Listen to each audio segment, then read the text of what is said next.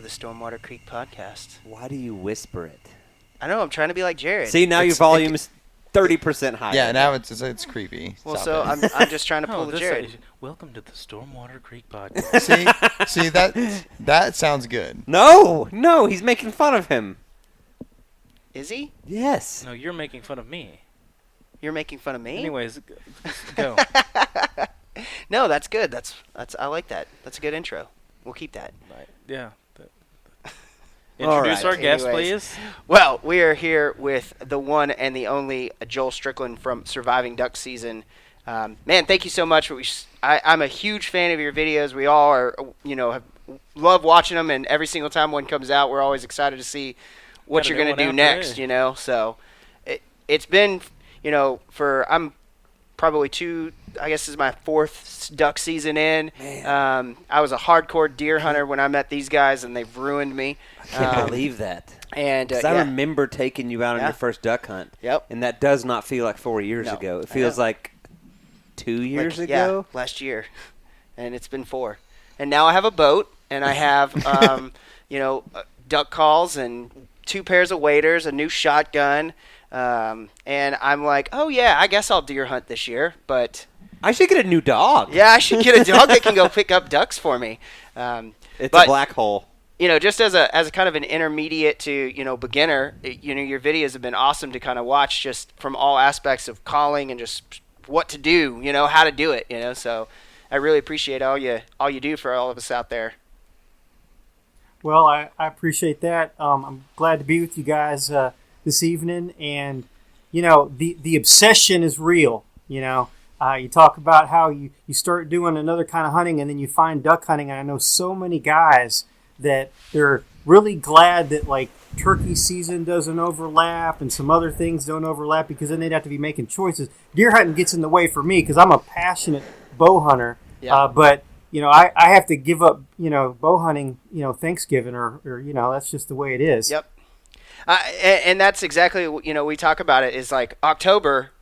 So we get early teal here, in September, so we get a little taste of it. But then it's like, okay, like I'm gonna try to scout a little bit, but it's like let's try to get a couple deer down or a deer down so that we've got that box checked, and we can, come November we can turn our complete attention to the ducks for sure. So, from a just kind of a where you started, where you grew up in Arkansas, where did you start, and how did you get to where you are today with all of this?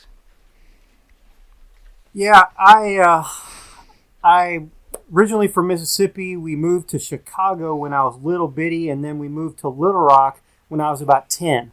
So I don't really remember a whole lot before that. Most of us don't remember a whole lot of little kid stuff. But starting, in my high school years, I was introduced to duck hunting from a friend. My dad didn't duck hunt, but a buddy of mine from school did, and he invited me hunting. And the very first hunt I went on was just like, it was not textbook, but it was the most incredible hunt you could ever have for a first hunt. My buddy said, hey, let me pick you up on Saturday morning at your house at 7 a.m., okay? Well, we're going to go to Stuttgart hunting, and it's an hour and a half drive. Well, 7 a.m., it's already good in daylight by then. So I thought, well, I thought you got up early to go duck hunting. He said, well, you can. We're not going to. I'm like, okay. Okay. And so we drove to Stuttgart, went to my buddy's dad's hunting lodge, and ate breakfast. And he explained to me that we were going to go hunting in a rice field. But then it turns out his dad said, no, why don't y'all go hunt the timber? So I said, okay. So I didn't know the difference. In fact, when I was thinking about ducks coming into flooded timber, never duck hunting before, even though I lived in Arkansas, it's like I never had the concept of a duck coming into woods that were flooded. It just didn't. Yeah. I'm like, how does this work? So we went out there. We walked in. Did not carry decoys. Did not have a duck call because my buddy didn't know how to duck call. Of course, I didn't. And we walked into this spot in some public hunting area, and took about 30 minutes to walk in there. And as soon as we got to the spot, the guy, he was like looking around, going, "This looks like a good spot." I'm like, "It all looks the same to me," Yeah. And 5 minutes later, he's kicking the water, and ducks are coming in. We killed our limit in like 10 minutes. Oh, my God. Hundreds of ducks pouring in the woods. and this is like 1985. Okay, so that's a long time ago. So I was bit very, very hard. So I can imagine after that, yeah, I found my new favorite thing to do, and it is. I mean, it changed my life because that's just it's just consumed my thoughts and my entire direction in life as I got older. I was very into photography and then later video. As I got out of high school, I started working in film and television production, and I always wanted to try to figure out how I could put the two passions together with hunting and and video and film. And I took for a short period of time. I took a job with the Arkansas Game and Fish Commission and did a lot of their video stuff. But then I had to get a real job, and so I worked in production, making commercials and TV shows and that sort of thing. But then in the 90s, I decided I wanted to try to do my own television show. And so that's kind of where it all really started. I started working on a show back then, and it's just been one after another ever since then. Yeah, I mean, some of the vintage footage that you've got, of late has really been awesome to see. We were discussing that. Just we were talking about it. Like, this is. I think the video we were watching earlier is like, oh, this is footage from '97. Yeah. Like, wow. Like the mindset. You said you want to do a TV show.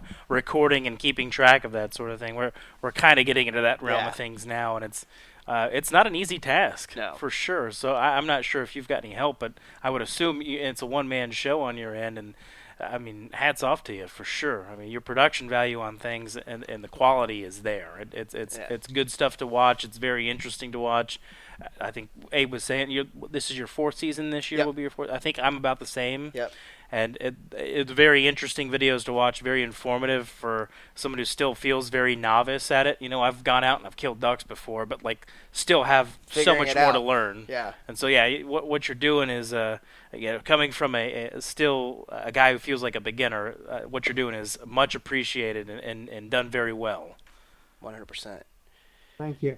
The thing about duck hunting is I learn stuff every time I go, and I've probably the last 10 years I've hunted every single day of the Arkansas duck season, and even before that I would hunt a lot of days, 40 plus days a year in Arkansas, and plus all the other traveling that I do outside of our season. And so and you still learn, you have to be a student of what we do. If you don't, then you get stuck in a rut. The birds change their patterns, and they change, whether they're getting, I don't know if they're getting smarter or wary or whatever it is, different things affect them in different ways. And then the other thing is that duck hunting is so different everywhere you go. I mean, you would think that, well, it's a mallard duck, you should be able to call that duck, the same way here as you would in Washington State or Saskatchewan. But it's very, very different. There's so many different things that affect the way that you would call a duck or that you would hunt a duck, and it just blows people's mind when they come to Arkansas to hunt with me and they've hunted somewhere else. They just don't understand how it could work like this here when it doesn't work like that there. Yeah. And I used to feel the same way. I've hunted in like 40 plus states, and I don't know, a bunch of the provinces of Canada and a lot of other places as well, and it is very different everywhere. And I was always thought, well, I'm from Arkansas. I know how to duck call, so I should be able to do this somewhere else. But you just have to understand their behavior at the time of the year, because if we go north, it's earlier usually than we would hunt them in the south, and so the ducks are in a different pattern. They're feeding in different ways. They're not on the wintering ground like they are when they're here, so they're always in a state of movement and flux, and they're in staging areas. There's so many different things and that it affects.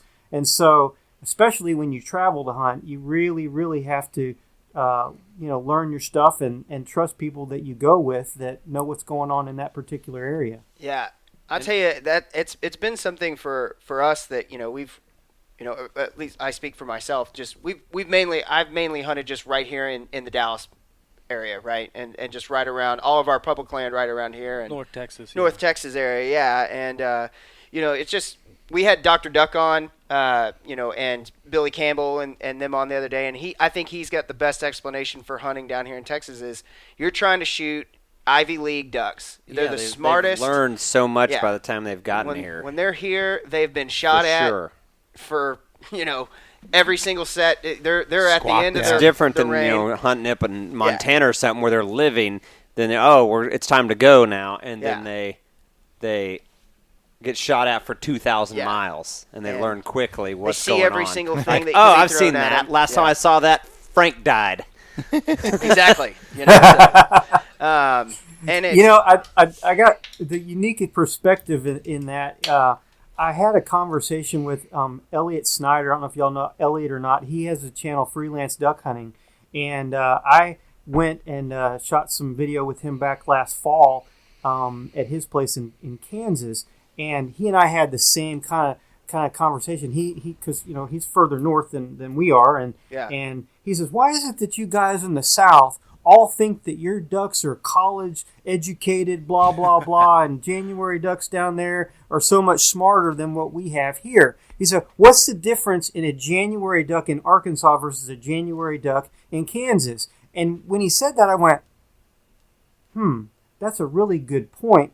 And the more that I thought about it, ducks, especially further north, once they get to Texas, they get to Arkansas, southern Mississippi, Louisiana, in our, this part of the country, that's kind of where they stop. That's their wintering grounds. But further north, they're coming through and they're going back up and they're coming back down. They're going back up and they're always getting birds. It's like they're always getting new birds. Not to say that they don't have stale ducks or whatever at times, but they have a lot more motion through coming through versus when they get to us or when they get to y'all in Texas. It's like they're there, and once they get there, you might have ducks that are sitting around, and so. He came hunting with me in later December, and then we had this whole same conversation all over again because it was his first time he'd ever been to Arkansas. Yeah. And he said, you know what? I have a completely different appreciation for our conversation now that I've seen the way the ducks react. He said, but it's not because you've got smarter ducks because they've seen everything. He said, I think it's because you got stale ducks. We don't hardly get stale ducks. Yeah, they're constant. They might sit there a week or two. Stale as in they're spending time here. They're just kind of learning while they're here. Yeah. Okay, yeah. That makes sense. Yeah. Like a quote, it's temporary residence. Like last year we had a cold front that came through that was like really, really early, like some of the coldest weather and snow up north than we've seen in a long time. And so we had lots of ducks. I mean, probably the most amount of ducks I've ever seen on opening day of duck season in Arkansas. I mean, we had fields that had 20, 30,000 mallards on them. It was like stupid how many birds there were. And then it warmed up a couple of days later. They all moved north, and then, we had a few ducks that stuck around, and we didn't get another push of ducks until, I don't even know, like after Christmas, first of the year. And so we had what few ducks that stayed were stale, same old ducks. And, I think that's what a lot of people think of as educated ducks, and they are educated because they've been here for so long. Yeah, they know where all the blinds are, they know where the food is, and they know the gig. Yeah, that makes sense. That does make a lot of sense. That it's a movement thing. Just it's like the rut in deer, right? If you hang out on one piece of property long enough, you figure out what's going on. Same idea. Yeah. 100%. There's ducks hanging out in 10 square miles, whatever. There's only so many hunters, only so many blinds, only so many decoy sets. There's only so many places to eat. Exactly. There's only so many. It's just and the hunters are figuring that out. Yep. The ducks are figuring out that the hunters have figured it out. Yep. So it's constant. Yeah, back and forth. Interesting. Right. That's a take I haven't heard. That's good. Yeah, I like that too. For us, we do most of our hunting on public land, and for trying to find the X has been a really cool experience for me over the last 4 years of just kind of being able to go, I know nothing. I'm going with you. You take me to now, this year. Last year was kind of my first year of taking it on my own to figure out spots and go try to do my own scouting and try to figure it out for myself. And this year I'm it's bad bad sickness I have, I spend hours and hours and hours on that computer, and it's kind of weird because I'm like, I want to go lay eyes on some of these spots, but I know there's not going to be any ducks there. So it's like to see what it looks like with a certain water level is a star to take away, but clearly you're not going to be able to see if the ducks are using it or not yet. But I mean, I saw in one of your videos, I think you released it today or so, that you were like, oh, it's been nice and cool here, 80 degrees in Arkansas. And I was like, that was 106 today in Dallas, So I was like, man. I kind of hate you a little bit because you were like, oh, it's the 80s. And I Yeah. was like, oh, must be Man, nice. We down normally have that. It cooled off. I a mean, little we last usually night. get 100 degrees ish in this time of the year, and man, we've had a few 100-degree days, but not like normal. This has been probably one of the mildest summers that I can remember. I mean, I feel like for us too, it's been somewhat Lucky mild, you. except for the last. This last week has been 100 plus. Get really hot. But then looking at the forecast now, it's like maybe we've peaked. I'm hoping. I don't want to jinx it here. I'm I think hoping. Sunday's temperature, it said, I looked it up because we had the storm come through, and it kind of cooled Dropped it off. Yeah, it 30 did. degrees in an hour. Oh we my had a big gosh. storm roll through the Metroplex. Before it came through, though, it said feels like 129. Yeah, It's like, that's the real feel of 129. And we got the off. sun. The worst part Yeah. about that was my wife and I were up in Minnesota for a family wedding. We left Duluth at 55 degrees Sunday morning and got off a plane at DFW Airport at 106. Oh, I was wearing a hoodie. That's a rookie mistake right there. I like wearing hoodies, and planes are fine, but then, I've opened an oven and I'm wearing a jacket. Like you get past first class right there, and you're just like, oh God, It's here. I don't want to go out Yeah, there. I'm going to stay here. Yeah, I just want to keep flying. So, Well- so kind of talking about this time of the year, we're in August and September, kind of, end of August, 1st of September. From a perspective of what you're out doing and getting ready for, what is kind of on your duck backlog, if you will, for this time of the year? Let me add one thing to the Yeah. front of that. Does Arkansas have an early teal season? yes. Okay, now answer Abe's question Yeah. based on that. Because that changes. Yeah, so- if you didn't have early teal, you'd still be a little ways out. But since you do, what are you doing right now? Oh yeah, totally right. So, as far as of course, I guide at a hunting lodge in Stuttgart, and so the work there is kind of goes on off and on throughout the summer with different projects. But usually around the 1st of September is when we start getting serious about doing so with blinds. Starting to get them brushed. Maybe more toward the end of September. We don't like to get out there and just be too miserable hot if we don't have to be. Yeah. But yeah, we'll do some work then. Teal season, dove season, and is going on. So a lot of times we'll kind of tag team a hunt with some buddies and stuff, and go hunt, and then go work in the afternoons as far as getting some brush cut for some blinds, and if we've got a few new blinds that we're going to build, or we got to fix some old blinds, that kind of deal. We're working on that. I'm doing touch up with my dog. I live in Hot Springs, which is in the mountains, about a couple hours away from Stuttgart, and so there's not any real great places. I mean, I live on a mountain in the middle of woods is where my house is, and so awesome. I don't have a place I can run pattern blinds with my lab. So my church is about 10-15 minutes away. They got a great big big yard, I guess, behind it. So I'll go over there sometimes and run my dog in the late afternoon. And this is the time of year I get serious about doing that because it's not quite so hot. Usually toward the end of August and 1st of September. And so, I'm doing that. That's kind of what's going on with me. Of course, I'm all in making lots of videos and thinking up ideas on videos. And so, it consumes me, all the time. Yeah. I mean, it's. Oh, yeah, we're right there with you. I feel you, man. I had such a hard time with, I feel like this year has been obviously the strangest year on record with just not having, I feel like it was March yesterday, and we're now it's now like, oh God, it's at the end of August. What happened? So, but I'm so excited about it. I can't even I wake up every morning and I go to bed every night, and I'm just I was a hardcore deer hunter, and I feel like I was very obsessed with it, and I can't even the way it consumed me was very a very strange way that it took me over, and I feel like all of you boys are the same way. So Jordan and I'd kind of dipped my toe in the pool, like, I want to duck hunt. And I'll preface this. I'll rewind 1 second. Everyone sitting here, aside from 3 of us. I was waiting for it because I was going to throw it out. 3/4 of us are adult onset hunters. Jared, Okay. Abe, myself. Jordan grew up doing a little deer hunting with his dad and stuff, shooting dove and stuff. I grew up with guns, shooting guns at paper targets, Boy Scouts, shotgun and rifle, and yada yada. Hold on, the dog's about to. Speaking of duck dogs, this one's about to wreck the cord All right, situation. Max, come here. Max, no, just make him go up. Come on.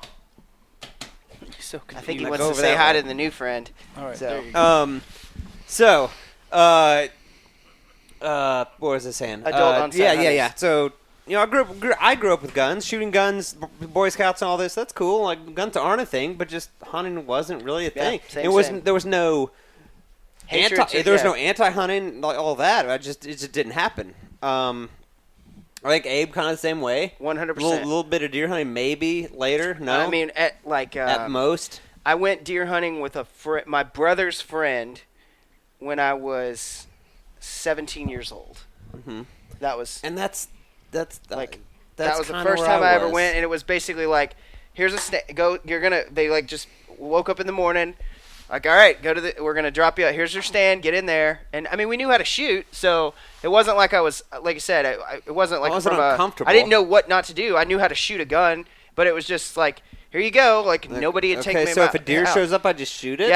Yeah, and I mean, I knew, like, put it behind its shoulder and pull the trigger, and Yeah, and that's It'll kind of die, my exact situation. Is junior, senior year of high school, would go out to a buddy's dad's lease, and we'd drive around the summer and shoot at rabbits and throw them out and call coyotes, and never actually shot a coyote, but killed a bunch of rabbits, which was a blast. And a couple times, twice, he took me out to deer hunt, set up in this giant stand that was an old windmill, which was terrifying at the time. I don't know how tall it was, but it seemed Empire State Building. Yeah. With the squeak. Oh. Oh, yeah. And sit up there, never shot a deer, but like you said, fun. like I was like, oh yeah, if one comes out, I know what to do. I've Yeah. just never done it. yeah, So, and then that was like I said, junior, senior high school, graduate high school, college, jobs, bartending, girls, all the other things. Like never really. Yep. Still owned some guns, but just never really did just anything. never did it. Yeah, Moved to DFW, and then all of a sudden realized like there's public land right around here, and that kind of tipped it off.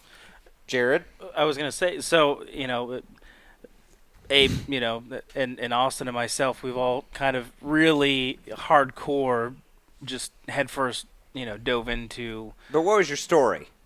my story with me getting started. Yeah. Oh, my buddy Wes, the guy at the stick farm, Mm-hmm. his family's got, about a 2,500 acre ranch in Johnson County. He invited me out one time. He's, hey, you want to go dove hunting? And I was like, never tried it out before. Let's do it.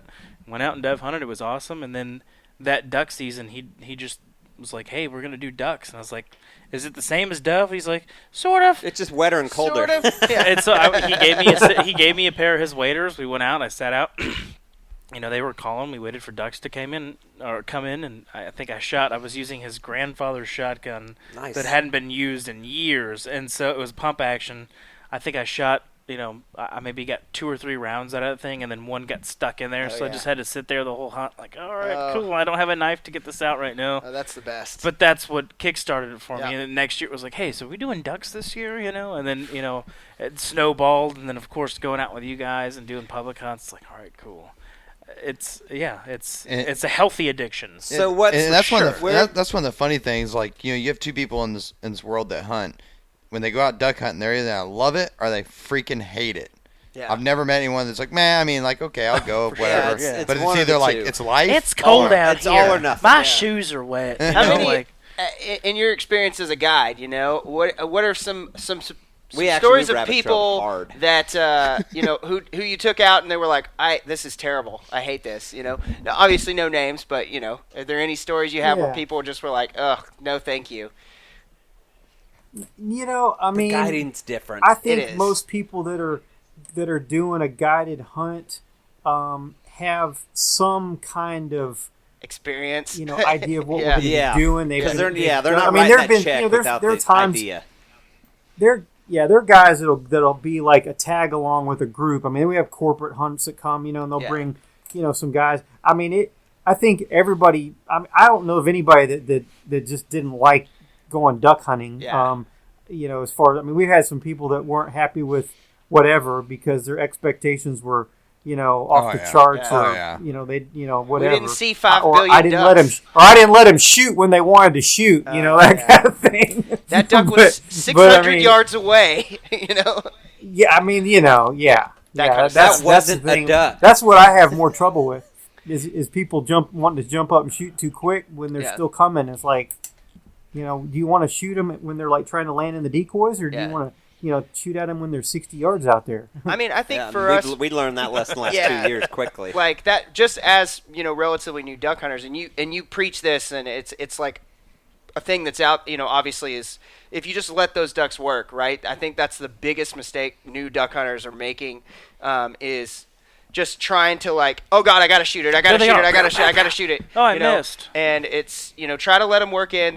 They may fly past you. They can come back, and then if you can get them landing. I mean, and I think really, like you said, the last 2 years, but last year especially, just from a standpoint of like standing around the boat before sunup, like, all right, who's going to call the shot this, and just figuring out who that person's going to be. And we alternated around, and it was just like shot caller. Nobody, if you shoot before that person says to shoot, you're going to get it, right? You're in trouble. I don't want to be that guy. I've never been that guy on any of the hunts I've gone on. We're all respectful. Yeah, like, exactly. I'm going to wait till I hear a shot go There's off. There's been a lot of says, times I thought we should have shot, but you know what? We waited. Not my call. Yeah, and the number of ducks we killed drastically jumped last year. I mean, like, by a giant margin. A huge margin, for sure. By just doing, I feel like, obviously Patience. There's some circumstance. We got a boat, and those types of things. And we shifted our shell, our shot size, and this and that, shot better shells. Yeah. I mean, there was, it's people try to measure some of these things, and some of them are measurable, and some of them are I should say, some of them are quantifiable. Yeah. Some of them are not quantifiable because so many factors. Yeah. We had better spots. We had a boat to get to those better spots. We shot better shells. We were more organized.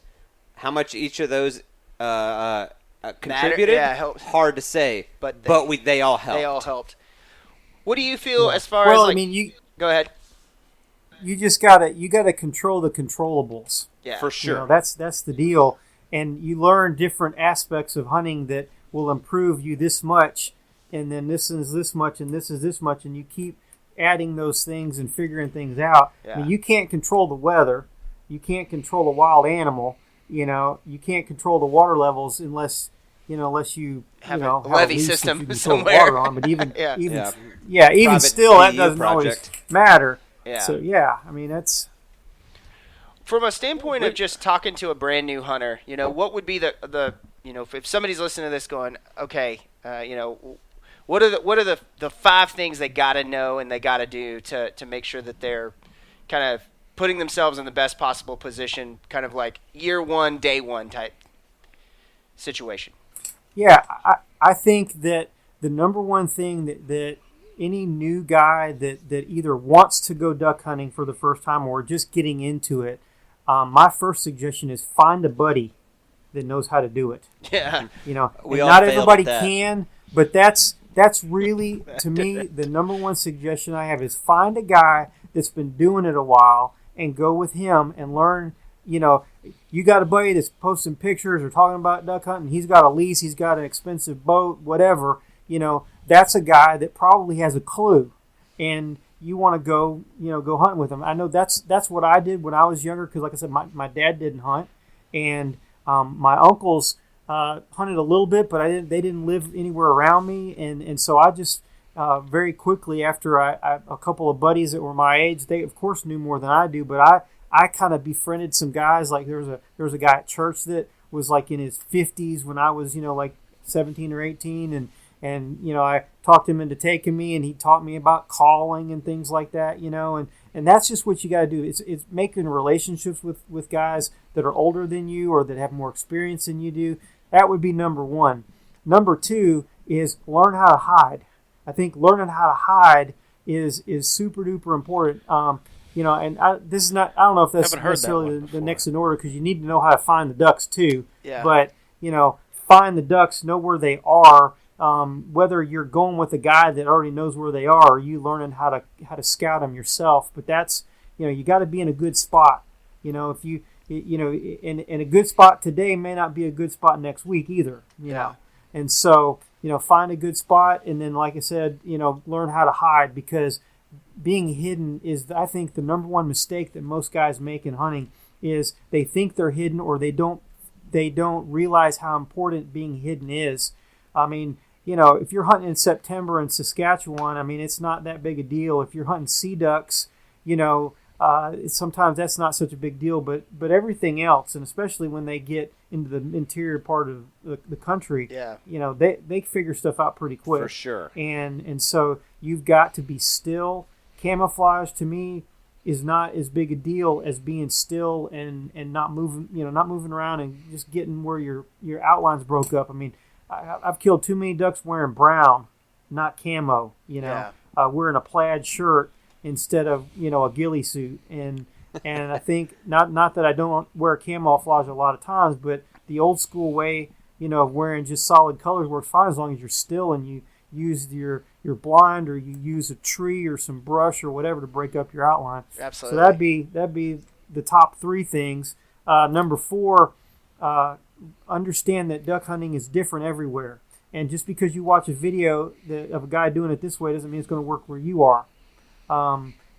Calling ducks, there are places in this country that you can just wear it out on a duck call and blow to your heart's content, and sometimes it even works to your advantage. I'm a big believer in aggressive calling, but it doesn't work everywhere, and it doesn't work all the time. And so, in fact, most of the time, it doesn't work in other parts of the country. In the Mississippi Flyway, where the biggest concentrations of birds are, it works, later in the year, in December and January. You look at Reelfoot Lake, Lake Charles, Louisiana, Stuttgart, Arkansas. Those are areas that are famous for duck call makers. They're also famous for styles of calling. That's where the high ball calling came from, and lots of loud, aggressive calling. And so that stuff works there at times when there's lots of big concentrations of birds. But you can't do that stuff if you're hunting a cattle pond in North Texas. Yeah, It no. just doesn't work. For sure. We've found the whistle and like the feeder call, like Our are clutch. They're gonna get you. They're gonna get ducks in. You start blowing loud. They're gonna go away. And organization. Yeah. We're not all squawking on our bullshit calls. Mm-hmm. Yeah, It's like, all right. we normally have one guy that's a main caller. Abe's really good at feeder calling. I am not. All right, when you need a feeder call, I'm like, feeder call. Yeah. Jordan's good at a comeback call. Hey, get him back. He's our call guy. Yeah, and then if we need some multiple voices in the mix, I'll chime in on it. Like we've defined roles. Everybody's got we've got some place. organization. It just makes it easier to know what's going on. And like, hey, knock it out. Yeah. Because a feeder call, like I said, coming from Abe, great. Jordan's been working on his whistle. Jared went to the restroom, but now he's back. Talking about calls, we just given him cover, man. a couple calls to what? He snuck away so quietly, and now you just blew his cover. Who cares? No, it doesn't matter. I had to go tank and tinkle, man. That's all right. So Jordan, we've given Jared a couple of our calls we don't use much anymore for him to kind of practice on and play with. We were talking about this before he got on here. Right. What are tips for him and for everyone else who's getting used to a call? Because I know Abe and myself and Jordan all just kind of ripped our calls all the time on our drive to work and figured it out. Yeah. A kind of maybe we think we did, but from a professional like yourself, what What tips could you give Jared to play with this call, to figure it out, to then buy a new call? Like, we see you using the DC Mondo. We like the 737 Chief, but we've explained that you start with this cheap one, the $20 Academy special. Yeah, you learn it, the Buck Garner, you learn it, and then when you blow one of these nice ones, it's like, oh my God, that's amazing. All the tips I've gotten is just, to get out there and do it. And I'm like, I don't want to flare birds off if we're trying to shoot birds, Yeah. I want to do that, but at the same time, I've talked to these guys. I want to hear your advice. I've talked to a bunch of different fowl hunters. Like, hey, what do I need to do, because I want to try to perfect it as best as I can. I don't think it'll ever be anything that I just 100%, I got this now. It'll be something I'm always working on, and I try to keep that mindset with anything. But especially with calls, what do you think as someone who hasn't called before needs to do? Yeah, well, first of all, you can call a duck with a lot of different things, and you don't have to get stuck on spending $180 on a really fancy, expensive call. There's pluses and minuses for all of it. I mean, I want to say that my first duck call was a DR85, which is a Haydell, little plastic, nothing call. I mean, it's not a nothing call, but it's a cheap, call. And I've got buddies that I hunted with when I was, a kid, that's still what they blow. And so they work really well. They've killed a lot of ducks. Some of those Duck Commander calls, some of the Primos Winch, is a great call. Yep. There's a lot of those easy to blow double reed calls that you just, it's hard to really mess them up too much once you kind of figure it out. There's no reason not to blow them.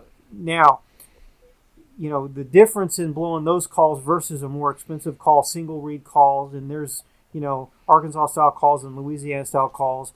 And then of course the cut down calls. I mean, they all have their place. They all sound a little bit different, and you manipulate them in different ways. Let me interrupt. I'm sorry. You said Arkansas style, Louisiana style, and cut down. We're familiar with the cut down. Talk about the other two real quick. Just not too long. And an Arkansas style call is what they call a J-frame. Okay. Call. Okay. We know what a J-frame is. Yeah, J-frame call. That's an Arkansas style call. The Louisiana style call is made a little differently. Instead of everything being in one piece on the insert with the wedge just pushed up in there that holds the reed onto the tone board, you actually have a separate wedge that goes into the call on a Louisiana style call. They really are very similar, but I have a couple of Louisiana style calls. In fact, a guy sent me one not too long ago that I liked pretty well. I might use it some during duck season this year. But you can get them in single or double reeds either way. But the thing about the calls are, if you really just need to choose a call that people say, what call should I blow? I mean, there are so many really, really good brands out there. I mean, and to even limit them by just starting to name them off is just kind of ridiculous, because there's so many of them that are really, really good. And what you need to do, my opinion is, if you have a guy that you are fond of and you like the way he calls, get a call like he has. And whether it's a guy on a video, or it's your buddy, or some guy you met wherever, if you like the way that call sounds, ask him what kind of call you blow. Then get it. You can learn how to blow any call. Okay? Yeah. I mean, they don't have to be fitted for you. Now, there are different. Some calls are maybe a little bit harder to blow. Some are a little bit easier to blow. That kind of deal. And depends on how much pressure that you're able to do. I mean, I played in the band when I was in high school, so I got that part down. About that, And I did trombone, and Abe did trumpet. So when I've been practicing with this in the car, I'll pull up a video on YouTube and play to hear a call and try to mimic it. And then I remember the first time I was getting there, I'm like, this sounds terrible. And then I'm like, oh, press my lips, doing different techniques like I'm playing an instrument. Embouchure. Yeah. It's like, exactly. Figuring out how to pucker the lips. Yeah. Yeah. Well, and so, just find a call and just commit to that call and Yeah. learn how to do it. I mean, that's my best advice. And if, most all of the companies have a polycarb call that in their line that is a less expensive call that,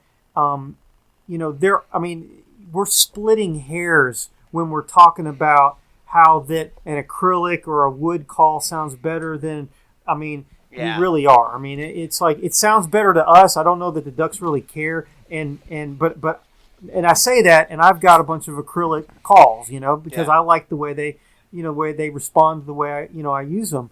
And so, that's the thing that guys get so hung up on brands, or I tried that and it doesn't work. And, you can really make any of them work. And once you get to where you've called a lot and you've tried a lot of different kinds, then you can start being picky and go, wow, this one really is a lot easier to blow. I should have been using that one all along.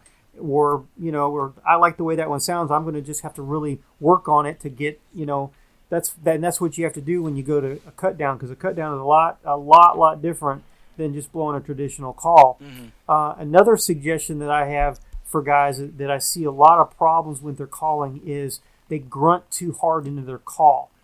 It's like, you can hear that. Yeah. It's one thing I did some research on, and I've heard, with being out with other duck hunters, is hearing a lot of that grunting, and Yeah. so Guttural. when I'm in the Neck truck and I'm sound. practicing, I'm trying like, okay, cool, no, I want to Yeah. do it with my Diaphragm. diaphragm more. Yeah. I want to do Hot this air. with my air, yeah.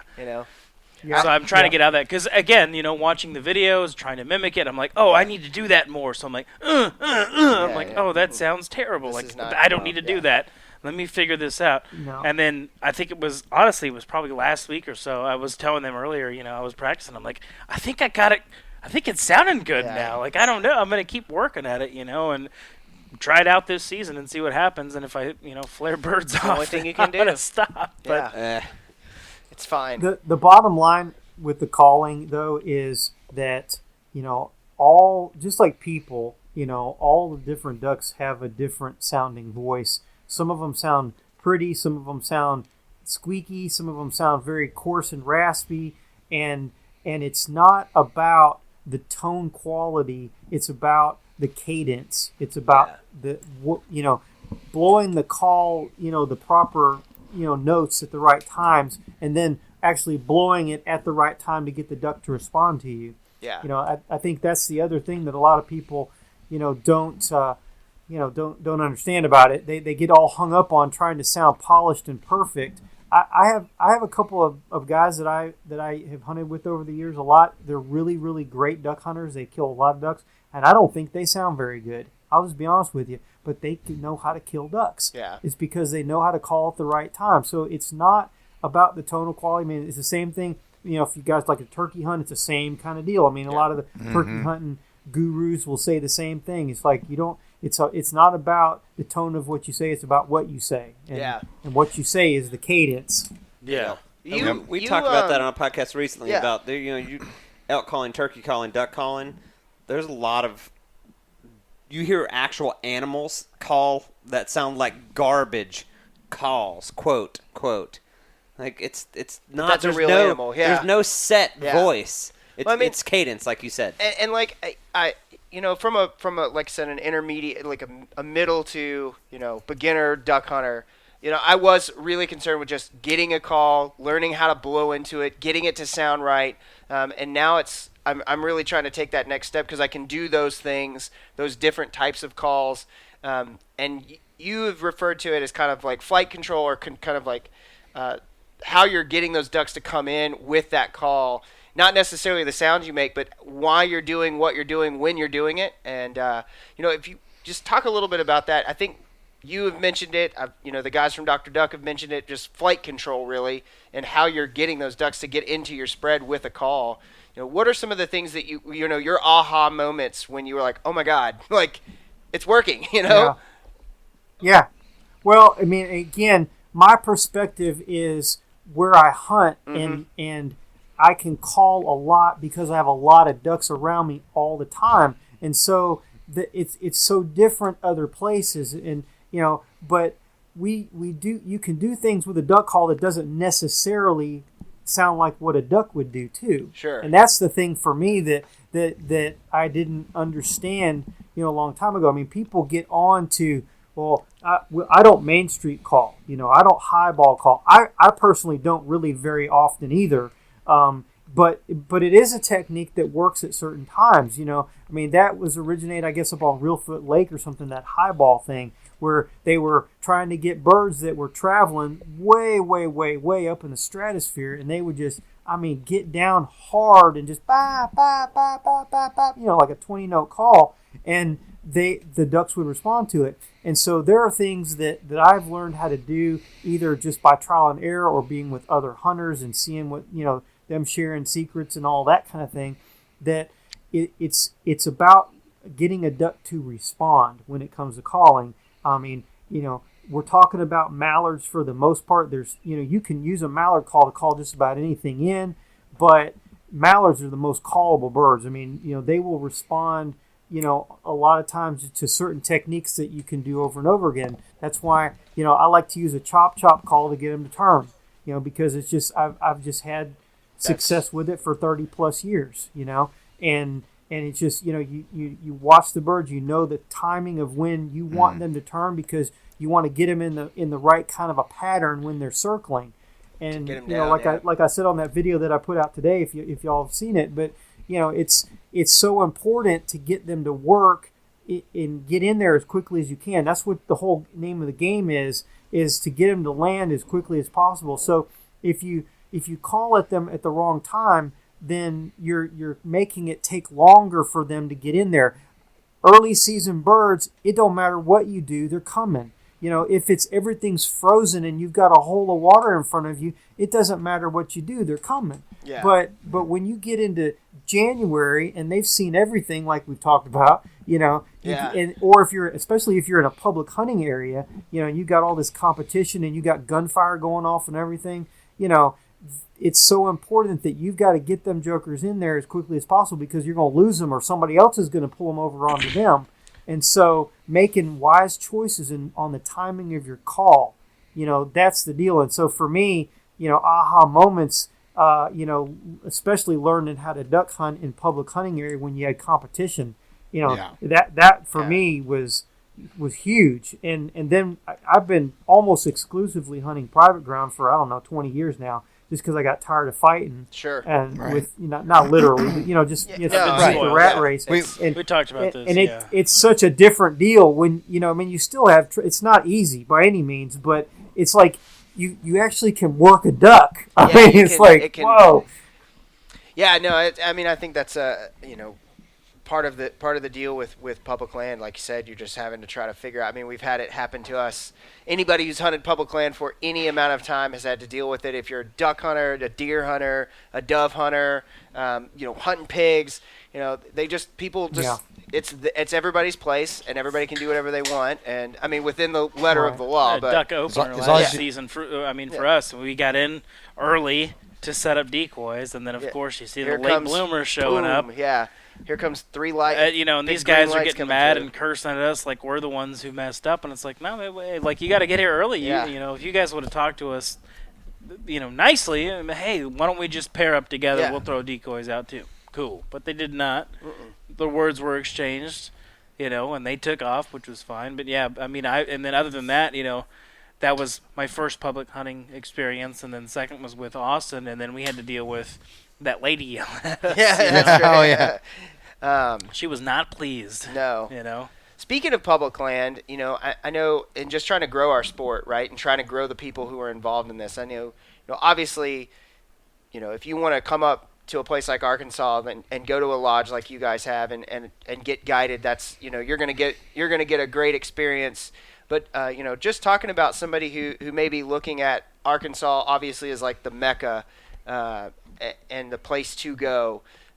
What would be some advice for somebody who's kind of like trying to do it on their own? They're trying to get out there, and they just want to get to Arkansas, and they just want to experience that kind of timber hunt and that whole thing. What are some things that you would give to a brand new person coming up to Arkansas for the first time?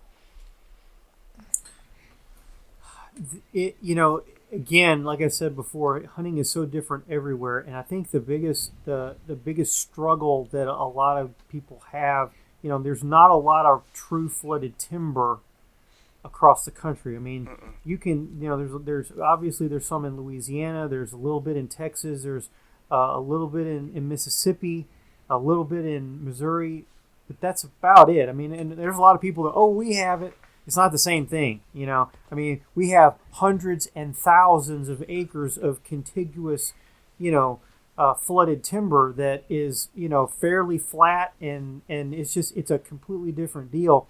And so, and virtually all of our public hunting opportunities in Arkansas is flooded timber. I mean, we have a little bit of moist soil habitat that's public, but most of what you got is timber. And so, I highly suggest that if you're going to come, freelance hunt in Arkansas, and really anywhere out of state that where it's very different than what you have that you're used to hunting, I say you need to go with somebody, or you need to plan to spend a lot of time there, because just to say, we're going to go to Arkansas for 4 days and we're going to go hunt the flooded timber at the blah blah blah WMA, and they've never done it before. They've been duck hunting for 5 years, and they're just going to go kind of figure it out. Well, those 4 or 5 days, it's going to take you that many days to just kind of halfway figure anything out.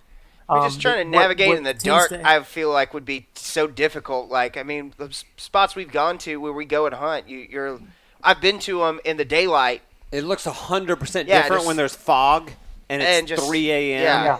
And these are on open lakes, fairly open. Yeah, I mean, trying to run up a slough and not hit everything that exists, and I can't imagine in timber. Well, not to mention walking. Yeah.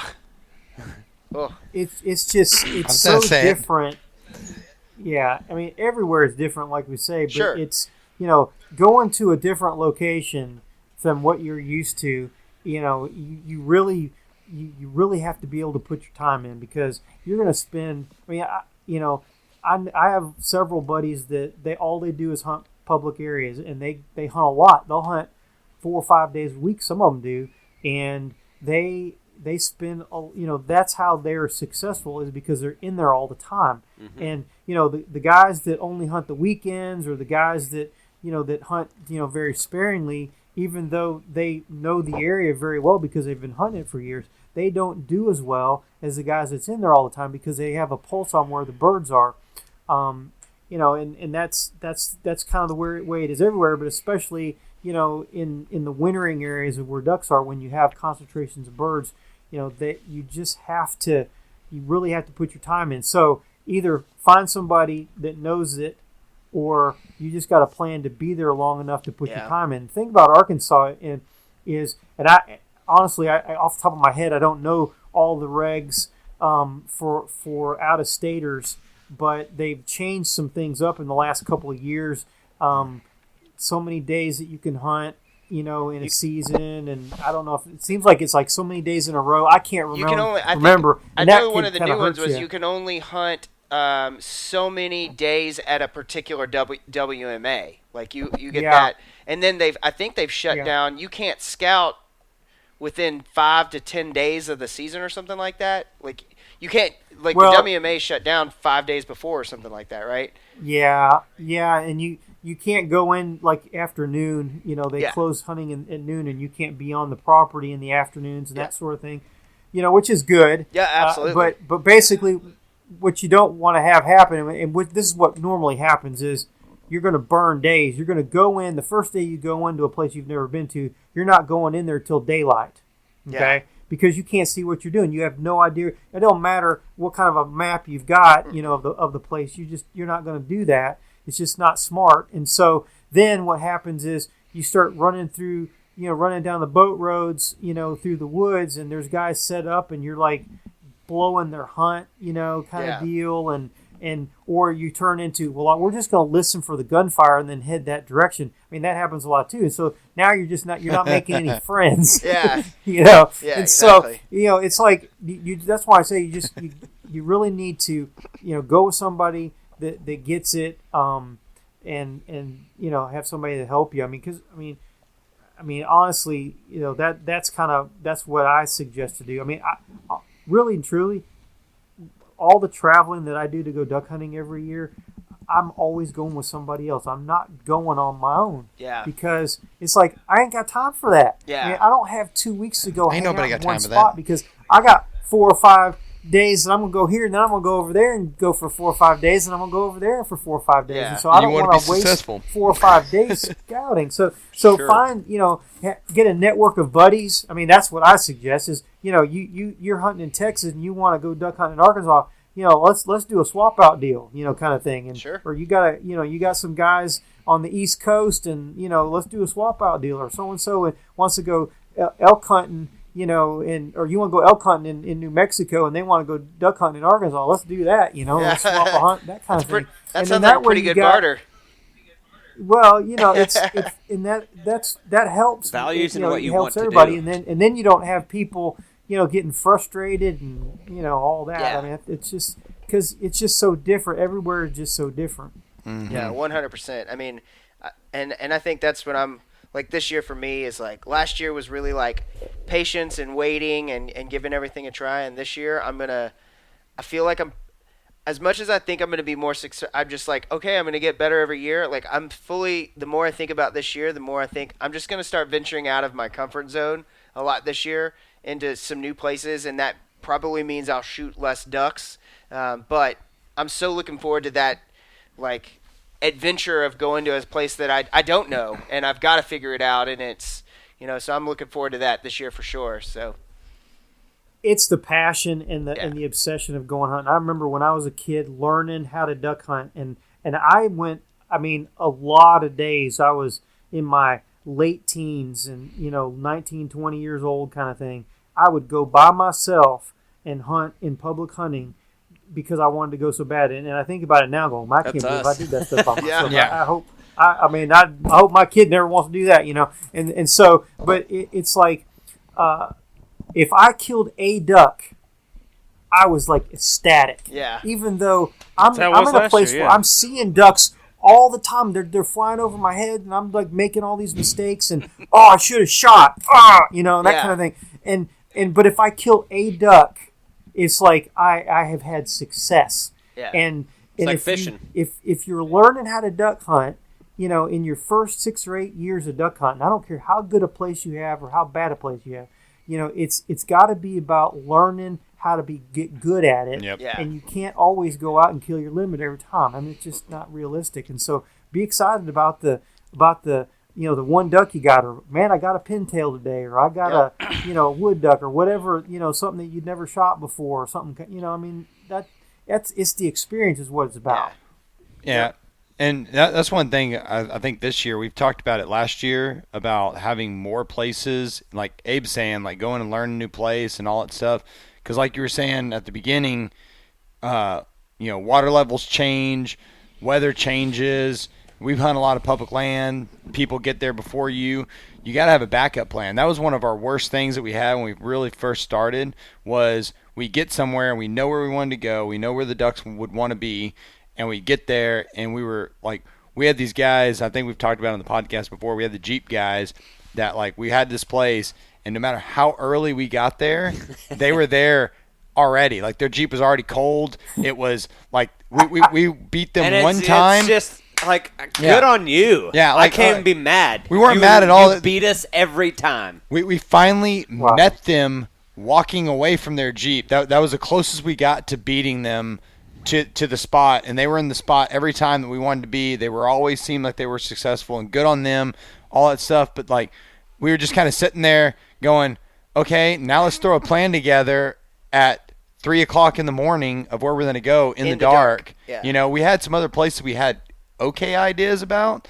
So now we've kind of said, all right, well, we've kind of gotten a little better. We've learned our, the cadence to our calling. We've learned to wait a little bit. We've learned all this other stuff, but now we're like, all right, well, let's venture out this way and see what this spot looks like, because we have places scouted, obviously, but look what it looks like when, we haven't had that much rain in this time, or the cold front's coming in.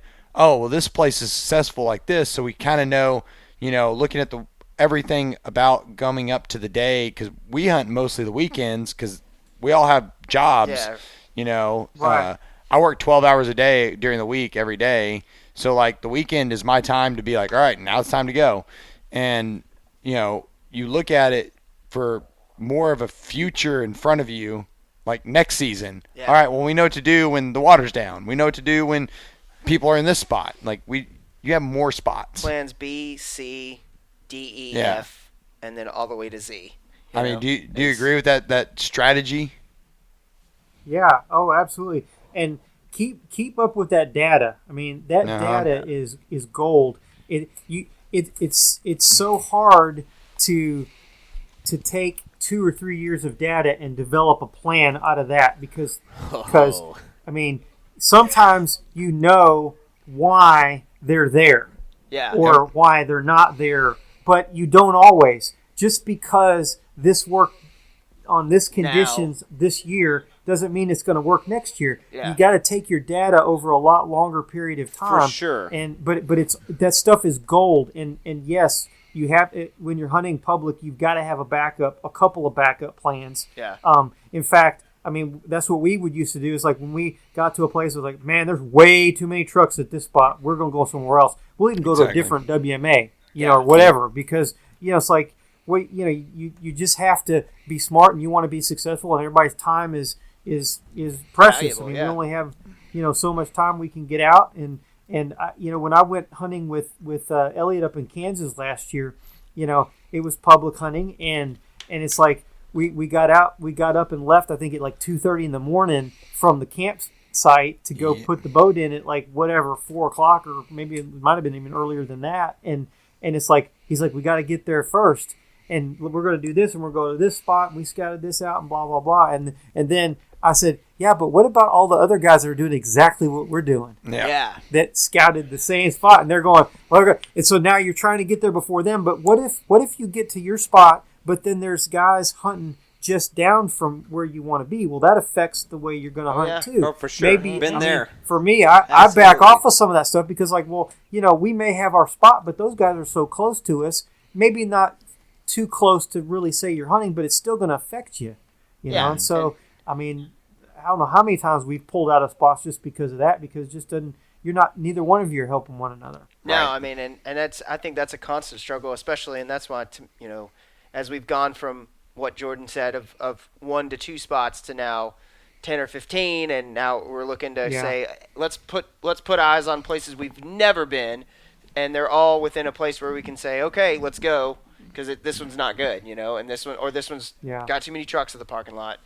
It's a whole mindset of, we know that maybe we're going to not be as successful this year, but it's going to come out in the year. It's going to pay off in later years, because it's you always creating data points. Yeah, and you always see people. It makes you frustrated, especially when you're, at the point we're at, where you see other people that are like just stacking ducks, getting their limit in 10 minutes, like you were talking about earlier, the golden hunt, and then you're like, man, what am I doing wrong? But it's just, most of the time it's the wrong place at the wrong time, and figuring that out. Not everybody has that honey hole that was handed to them from someone they know, like maybe they went out with somebody that said, these are my spots. They have these spots that they already know because they went with someone else, but you don't have that, and you're just like, man, why don't I have that? And it's mainly just stacking that data, putting time in the field, for sure.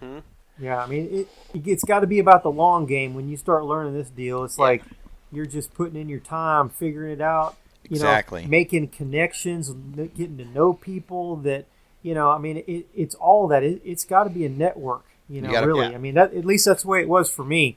I mean, I know so many people, all over the country, with duck hunting, and that, to me, that's the most valuable part of all of it, because I mean, it's about relationships, hanging out and having fun and learning new things and the way people do things, and then shooting ducks together, and so if all we do is kind of do our own little thing here, you don't get to get all the rich, blessings of all the rest of it. It's fun to shoot ducks, but I mean, at the end of the day, for sure. I mean, you guys know it's the journey. It's the journey. Yeah, being out with some of my best buds and hanging out, and it's cold. It's just colder than hell outside, and everything involved. And I'm then that miserable one and duck. tired. Yeah, It's like, you know what? We shot one duck. Oh, that's fun. Our We public, didn't get our skunked. public hunt last year. Yeah, I got the one duck. I fell in the water twice. We got yelled at by a lady. It was a great time. I love Like, that you up right into the lady. I That shot lady, a like, monster mallard. I got mounted. Yeah. Yeah, like I As Jared, was happy. literally to not be at work. as Jared fell in the water. For sure. Yeah. As I missed my opportunity, he got his. But it was worth it. It was 100% Totally. worth it. It was So much. It was rad. The and memories, man. It's the best part of it. It is the best. I can go out and talk about hunts where I haven't killed anything at all. Absolutely. And it's like, oh, I had so much How fun. many of these? We had so many of those in the Leaky Creek and dragging kayaks and. ever seen just- one of our elk trips? Oh, Yeah. Yeah. Unsuccessful, but fun as all get out. The journey, stories, man. Yeah. It's the journey, for sure. Exactly. I'm just like I said. It's just inches every. It's not getting here quick enough for me. And we're, what? Ready. It's a problem. It's a problem with we're- having a podcast about hunting. It Yeah. just makes you more and more ready I for the know. season, especially when you're getting close. I know, and We're it's- under 30 days now. Yeah. We're under 30 days to teal season, and then Teal, yeah. it's just like all focus shifts back to the deer for a very small amount of time. 1 month. Just Yeah. put some meat I'm in the hoping freezer. Be I'm done hoping with that shifts very quickly so that I can then start going to Be done with my the new forest places. rats. Yeah, I know. Doing the forest rats, exactly. Then I can start going to the sky rats. But man, I super appreciate you being on the podcast, and you're just such a wealth of knowledge for somebody, and for me, and I just love watching your videos, and Absolutely. the cool video that you did about the history of the Texas rig, that was awesome, yeah, man. that you was know. for super sure. cool. Yeah. Any of our listeners, y'all need to check it out Yeah. on Yeah. YouTube. Surviving Duck Season. Exactly. Joel's Give got us- the knowledge. He's got the knowledge. He's sharing it, and it's easy to digest. It's very informative. Yeah. As a new duck hunter, I'm telling you, you need to check it out. Give For us sure. the shameless self plug of all forms of communication and assets. Yeah, I mean, survivingduckseason.com is our website. We're on YouTube is where all of our content is. We, of course, we're on Facebook and Instagram. We have pages there as well. We got to band together as hunters, as Americans, and as duck hunters especially, because it's a brotherhood. It really is. Absolutely. And there's a lot of the young guys and the old guys, and sometimes they're butting heads. I believe that we all need to help each other be successful, because there is certainly 100%. plenty of birds to go around for everybody to be successful. And there's no reason for the young guys to not know how to do it if the older guys will teach. And that's Yeah. one reason why I'm doing what I do, because I want guys to have the same kinds of experiences that I did, growing up and learn how to duck hunt. I see a lot of guys like y'all that are in their 20s and 30s and had never duck hunted until 3 years ago. It's just a phenomenon that is very different from when I grew up. Everybody kind of passed it on to their kids. Yeah. So my hat's off to y'all to getting in there and grinding it out and learning how to do it. We are doing that, man, and we Yeah. hope someday to come up there and spend some time with you Yeah. and I have let you impart. I got some knowledge. family in Jonesboro. I'll be up in Arkansas sometime. I want to Yeah. come. I've just I want to come up to Arkansas so bad now. It's just I've got to. We were talking about Yeah. it. We're like, oh, we're gonna do Oklahoma and Arkansas. It's like, Yeah. Settle calm down. down, calm I'm down. I don't have kids at all, so to me it's I've got 3 dogs, and my wife is whatever. She gets it. Come September, I'm gone until February. Next year, Yeah. Sea Ducks. After that, Yeah. Arkansas. Yeah, sea ducks, and I don't know. I want to go hunt I'm doing green-footed Alaska next timber year. real bad. So, Yeah. we'll have to come up there and visit you, and then maybe come Absol- down here. Absolutely. We'll get you on. You want to shoot pigs? Yeah, you want to shoot pigs? We get you on pigs or sandhill cranes or Yep. That's what I want to do. The cranes, man. That's one thing I have never done before, is a sandhill crane deal. Yeah, That's We a can trade a whole- hunt. That's We a can- whole different world. we know It's a guy. Crazy. We know a guy. So, you want to talk about birds that are? It's the weirdest hunt on earth. It is. That's a whole nother podcast. It's not even what I expected. No. and I can't wait to go back. Yeah, it's like Shooting a small airplane out of the sky. and they hover so much, right? I'll put it this way: we were both shooting 3.5-inch BB, and you can hear them bounce off them and them go, "No, man, I'm out of here," Yeah. and just fly off. We watched one come. I mean, the weird thing is that they're, we were with a guy who does this. This is his thing, right? He hunts sandhills, and so we're laying in these layout blinds, and they're hovering over the top of us, and we're, thankfully we were like, you're calling this, so when you yell go, we'll pop up and start going. But they're just right there, and they're so freaking big that it's like they feel like you're on top of them, and it's just like, why isn't he saying anything? Why isn't he saying anything? And they then leave, and he's like, "Oh, too high." Yeah, like, they were like, "Oh that my bird, gosh, they were giant." Yeah, that was like 50 yards away, and you're like, oh my god. So we watched one. We shot. We came up on a group, and we killed 3 of them. And then one was flying off, and he was like, that one's going to have a heart attack, watch. And sure enough, it was like a plane, like out of a World War II movie, just like crashing down, like floating down, like, oh, God. And Dang, it just he crumpled. Oh, and when they hit around you, they're so big. It's like someone chucked a cinder block out of a Cessna. Yeah. Yeah. We'll get you up there and do it, for sure. I hit one to death. I clubbed one to death with the butt of my shotgun, half a mile from layout blind, like a baseball bat. That's what happens happens by the barrel. When you think you have 3 in your gun and you have 2. I would have bet anyone watching this $1,000 I had one more shell in my gun, and I chased that bird down that was still kicking and running. And it was a half mile. We were I like was gone. It was like we were all sitting there like I hate wounding things. I hate losing things. It's just I just don't like it. It's the ethics side and it's the pride side of like no. I got you. I got you. Chuck just hucking across this cornfield. Or I get up on this thing and it spins around, looks at me, and they're 4 foot tall, and it's looking at me and I'm looking at it. I was like, raise up and go click. Like, oh no! What have I done?